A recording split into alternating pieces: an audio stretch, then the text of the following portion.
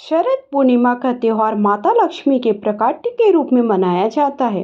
इस दिन माता लक्ष्मी की पूजा करना, व्रत रखा जाता है, उनको दूध और मखाने से बनी खीर भोग के रूप में अर्पित किया जाता है। चंद्रमा की रोशनी में इस खीर के प्रसाद को रखा जाता है और सभी घर के लोगों को वितरित किया जाता है। शरद पूर्णिमा का व्रत रखने वालों के लिए माँ लक्ष्मी के प्रादुर्भाव की कथा का पाठ करना बहुत ही जरूरी होता है। तो शरद पूर्णिमा का पूजन हमें कैसे करना है, व्रत की कथा क्या है, पूजा से जुड़ी संपूर्ण जानकारी, शरद पूर्णिमा का व्रत कब रखा जाएगा, कैसे आप पूजा करें। तो अश्विन मास की पूर्णिमा को शरद पूर्णिमा कहते हैं। इस दिन माँ लक्ष्मी का प्रकट के रूप में मनाया जाता है। शरद पूर्णिमा का व्रत रखने से माता लक्ष्मी और चंद्रदेव को प्रसन्न करने और साथ ही साथ माँ विष्णु भगवान को भी प्रसन्न करने के लिए शरद पूर्णिमा का दिन बहुत ही खास होता है।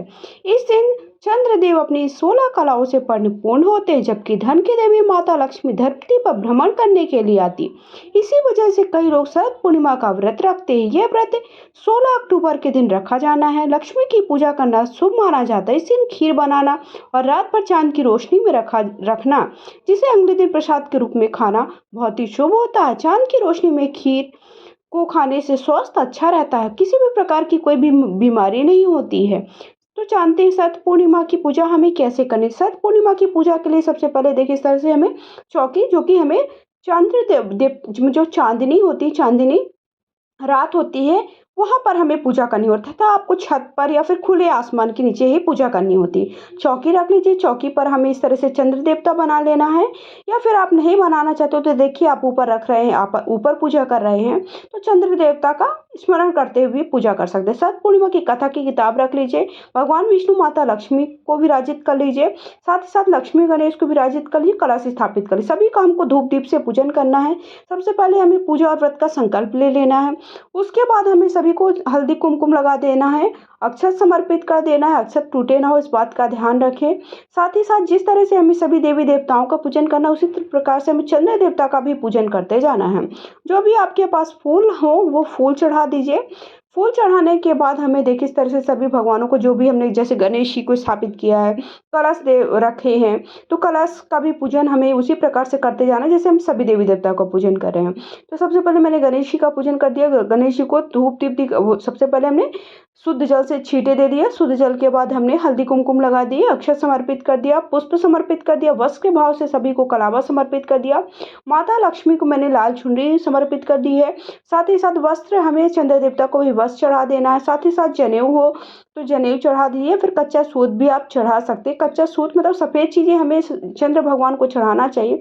साथ ही साथ आपको चंद्रमा का पूजन कैसे करना है ये भी मैं इस वीडियो में बताऊंगी। फिर जनेऊ, आप अगर आपके पास जनेऊ है तो जनेऊ को थोड़ा सा हल्दी डाल करके पीला कर लीजिए, क्योंकि भगवान विष्णु को पीली चीज़ें प्रिय होती हैं। तो आप थोड़ा सा उसे पीला कर लीजिए। पीला करके हमें क्या करना है, भगवान श्री हरि को जनेऊ समर्पित कर देना है। तो इस तरह से देखिए, हम अगर आपके पास नहीं है जनेऊ तो आप सूत को भी 7 बार लपेट कर जनेऊ का भाव लेते हुए भगवान श्री हरि को जनेऊ चढ़ा दीजिए। तो इस तरह से हमें करना है। देखिए, शरद पूर्णिमा की कथा का वीडियो चैनल पर अपलोड कर दिया, पूजा की विधि का भी। इसमें पूजा की विधि के साथ साथ हम आपके साथ शेयर करेंगे चंद्र भगवान का पूजन कैसे करना है, चंद्रमा का पूजन आप कैसे करें। सभी को इत्र समर्पित कर दीजिए। तो अभी तक आपने मेरे चैनल को सब्सक्राइब नहीं किया, पहली बार मेरे चैनल पे हैं तो प्लीज़ चैनल को सब्सक्राइब कर लीजिए। कमेंट बॉक्स में जाकर के हर हर महादेव, श्री शिवाय नमस्तुभ्यम, जय जय माता लक्ष्मी नारायण लिख सकते हैं। साथ ही साथ वीडियो सबके साथ शेयर कर। फिर सभी को देखें, मैंने इत्र समर्पित कर दिया, क्योंकि माता लक्ष्मी को सुगंध वाली चीज़ें भी बहुत ही ज़्यादा प्रिय होती, लाल चीज़ें और सुगंध वाली चीज़ें बहुत ही प्रिय। सुहाग की, जो भी आपके पास जितनी सामर्थ्य के हिसाब से सुहाग की सामग्री हो, वो सुहाग की सामग्री जरूर चढ़ा दीजिएगा, क्योंकि उन्हें सुहाग की सामग्री अति प्रिय होती है। उसके बाद हम क्या करेंगे, सुहाग की सामग्री चढ़ा दिया। देखिए इस तरह से सुहाग की सामग्री चढ़ाने के बाद हम सभी को देखिए, जो भी आपके पास मीठे का भोग, हम मीठे का भोग लगा दे। वैसे खीर का भोग लगाना बहुत ही ज़्यादा अनिवार्य होता है। खीर का प्रसाद आज के दिन जरूर चढ़ाना चाहिए, तो खीर का प्रसाद चढ़ा दीजिए। साथ ही साथ खीर का प्रसाद चढ़ाने के अलावा हमें क्या करना है, 6 लड्डू चढ़ाना। तो 1 लड्डू तुलसी जी का भी पूजन करना, तुलसी जी, और साथ ही साथ जो भी आपके पास मौसमी फल है वो फल समर्पित कर दीजिए। फूल तो, और अंत में धूप दिखा करके हमें आरती कर देनी हो, और यथासंभव दक्षिणा समर्पित कर दी। तो इस तरह से हमें शरद पूर्णिमा की पूजा करनी है। अभी हम शरद पूर्णिमा की पूजा के आरती करने के बाद हमें क्या करना है, शरद पूर्णिमा की कथा सुन लेनी है। तो कथा के अनुसार प्राचीन काल में एक साहूकार की दो पुत्रियां थी। साहूकार की दोनों पुत्रियां काफी ज्यादा धार्मिक थी। वे नियमित रूप से पूजा पाठ करने के साथ प्रत्येक दिन पूर्णिमा का व्रत रखती। बड़ी बेटी पूरी विधि विधान से पूर्णिमा का व्रत करती और पारण करती, लेकिन छोटी बेटी का व्रत हर बार बीच में टूट जाया करता। कुछ समय बाद बेटी की शादी हो गई। शादी के कुछ साल बाद बेटी ने स्वस्थ संतान को जन्म दिया, लेकिन छोटी बेटी की संतान पैदा होने के बाद ही मर जाया करती। छोटी बेटी की एक के बाद एक संतान मरती चली गई, जिसके बाद वो दुखी रहने लगी। एक दिन गांव के अनजाने माने पंडित के पास पहुंची। पंडित ने उस कहा कि तुमने पूर्णिमा का व्रत कभी पूरा नहीं किया, इसी वजह से तुम्हारी संतान जन्म लेते ही मर जाती। यदि तुम पूर्णिमा का व्रत पूरे विधि विधान से करती हो तो तुम्हारी संतान को कुछ नहीं होगा। पंडित जी के कहने पर कई समय तक साहूकार की छोटी बेटी ने पूर्णिमा का व्रत रखा, जिसके बाद उसके एक लड़के को जन्म दिया, लेकिन वो कुछ दिनों बाद में ही मर गया। बेटी को मृत देखकर उसकी मां शोक में डूब गई और अपने बच्चे को गोद में लेकर रोने लगी। इतनी ही देर में उसकी बड़ी बहन वहां आ गई। जैसे ही बड़ी बहन का लहंगा बच्चे को छुआ तो वो रोने लगा। ये देख बड़ी बहन हैरान हो गई। उसने अपनी बहन से कहा, ये मरा नहीं है, जिंदा है। दूसरी बहन ने जवाब दिया, ये पहले से ही मरा हुआ है, ये तेरे भाग्य और तप से जीवित हुआ है। इसके बाद बड़ी बहन ने छोटी बहन को पूर्णिमा व्रत की महिमा बताई और कहा, शरद पूर्णिमा का व्रत करने से कुंडली में चंद्र ग्रह की स्थिति मजबूत होती है, जिससे हर कार्य में सफलता मिलती है, खासकर सेहत अच्छी रहती है। इसी के बाद लोग अपने और अपने परिवार वालों के अच्छे स्वास्थ्य के लिए शरद पूर्णिमा का व्रत रखते आ रहे हैं। तो इस तरह से हमें शरद पूर्णिमा की कथा पढ़ लेनी है। हाथ में जब भी आप कथा पढ़े तो अक्षत और पुष्प अवश्य ले लें। तो इस तरह से शरद पूर्णिमा की कथा संपन्न होती है। कथा सुनने के बाद हमें अंत में क्या कर लेना है, आप चाहे तो देखिए हवन की भी आहुतियाँ दे दीजिए 3 से 5, क्योंकि जो हवन की आहुतियाँ देते हैं उससे माना जाता है कि हवन हमारे सीधे भगवान के पास तक, जो भी आपने भगवानों को बैठाया है, जिनको भी आपने आवाहन किया, जितने भगवान को बुलाया है, वो उनके पास तक सीधे ये जो हमने हवन किया, हवन की आहुतियाँ मतलब वो प्रसाद सीधे भगवान के पास तक पहुँचता है। तो इसलिए हमें आपने जितना भी प्रसाद लगाया है उसमें आप तुलसी दल जरूर डाल दीजिएगा, क्योंकि श्री हरि के पूजन में हमें तुलसी के बिना वो कोई भी भोग स्वीकार नहीं करते हैं, इस बात को आप ध्यान रखें। तो कथा पढ़ने के बाद जो आपने हाथ में अक्षत पुष्प लिया था वो भगवान के सामने छोड़ दें। पूजा में भूल चूक के लिए यथासंभव उनसे माफ़ी मांग ले और दक्षिणा अवश्य समर्पित करें, क्योंकि जो भी पूजा में भूल चूक होती हैं उसकी मतलब उसके क्षमा याचना के लिए हमें दक्षिणा जरूर चढ़ानी चाहिए। तो देखिए इस तरह से हमें शरद पूर्णिमा की पूजा को करना है। और अंत में हम इस तरह से देखिए, चाहे तो आप कपूर की मदद से या फिर धूप की मदद से भी आप आरती कर सकते हैं, या फिर घी या तेल का दीपक भी जला सकते हैं।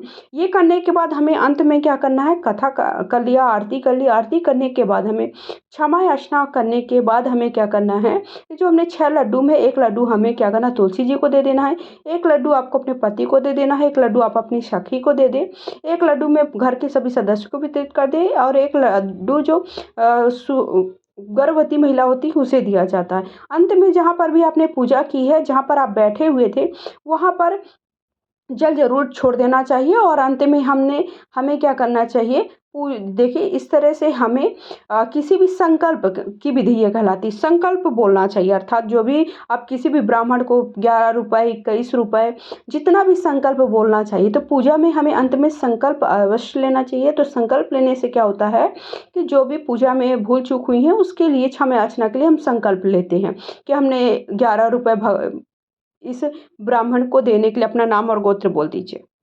तो हमने सबसे पहले देखिए शुद्ध एक दीपक प्रज्वलित कर लिया था और चंद्र देवता को शुद्ध जल से स्नान कराया था। उसके बाद हमें इस तरह से दूध से स्नान कराना है। दूध को आप किसी भी देखिए पात्र में ले सकते हैं। आज के दिन दूध की खीर बनाना शुभ माना जाता है, तो दूध की खीर का भोग जरूर लगाएं आप सभी। मैं बहुत ही साधारण तरीके से देखिए आपको पूजा करके दिखा रही हूँ, बहुत ज्यादा तामझाम नहीं कर रही हूँ, क्योंकि बहुत ही ज्यादा हमारे पास समय नहीं होता। उसके बाद हम क्या करेंगे, सब इनको चंद्रमा को इस तरह से हम चंदन से का टीका लगा दें, क्योंकि इनको केवल हम क्या होता है चंदन ही लगाया जाता है, हल्दी वो सिंदूर ना लगाएं, चंदन बस लगाएं, ठीक है। उसके बाद वस्त्र के भाव से मैंने उन्हें कलावा समर्पित कर दिया है। तो वस्त्र के भाव से आप क्या करें, उन्हें कलावा समर्पित कर दे। आपके पास चुनरी वगैरह है तो वो भी आप समर्पित कर सकते हैं।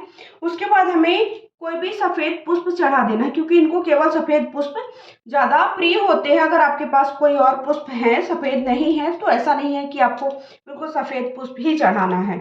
उसके बाद हमें क्या करना है, कुछ भी मीठे का भोग लगा देना है। वैसे खीर का भोग लगाना चाहिए, तो खीर का भोग आप अवश्य लगाएं। फिर उसके बाद जो हमने वो लगाया था उसको 3 बार हम जल घुमा देंगे।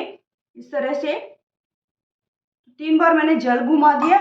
उसके बाद जो भी आपके पास फलों का भोग है, फल का भी आप भोग लगा सकते हैं। तो इस तरह से आप फल का भी भोग लगा दीजिए। ठीक है, उसको भी हम 3 बार जल घुमा देंगे। जो भी हम भोग प्रसाद लगाते हैं उसको 3 बार जल हमें अवश्य घुमाना चाहिए। तो इस तरह से हमने जल घुमा दिया। उसके बाद धूप दीप से भी हमें पूजा कर देनी है। तो इस तरह से धूप दीप दिखा दीजिए। चंद्र देवता को स्मरण करते हुए, उनका ध्यान करते हुए उनको धूप दीप दिखा दीजिए। धूप दिखाने के बाद हमें अंत में क्या करना है, जो हमने दीपक प्रज्वलित किया था उसी दीपक से हमें आरती कर देनी है। तो इस तरह से हमें शरद पूर्णिमा के दिन थोड़ा सा अक्षत जरूर समर्पित कर दे। अक्षत ऐसे समर्पित करें, टूटे हुए नहीं होने चाहिए, क्योंकि भगवान भोलेनाथ को और चंद्र देवता को अक्षत अति प्रिय होते हैं। अंत में हमें क्या करना है, आरती कर देनी। तो इस तरह से हमें चंद्र देवता का पूजन करना है। ये पूजा आप देखिए घर पर भी कर सकते हैं मतलब, और ये पूजा हमें कहाँ करनी है, छत पर अर्थात खुले आसमान में करनी होती है। तो अगर ये छोटा सा वीडियो आप सबको पसंद है तो प्लीज़ वीडियो को लाइक करके चैनल को सब्सक्राइब अवश्य करिएगा।